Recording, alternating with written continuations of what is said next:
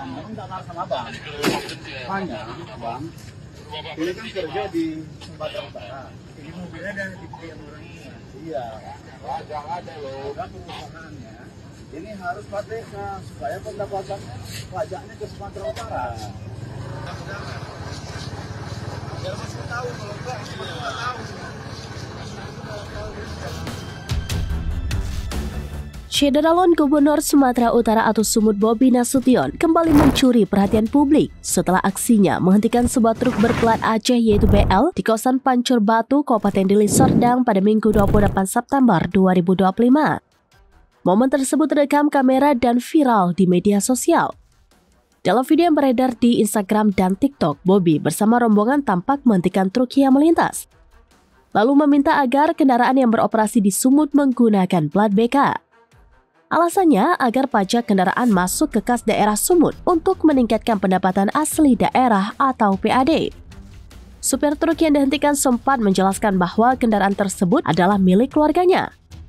Tidak lama, Bobi sendiri mendekati supir dan menegaskan pesannya. Aksi itu memicu beragam reaksi warganet.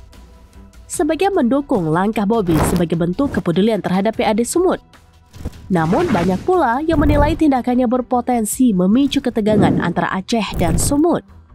Hubungan kedua provinsi bertetangga ini selama ini dikenal sangat erat baik dalam aspek sosial, ekonomi, maupun mobilitas masyarakat.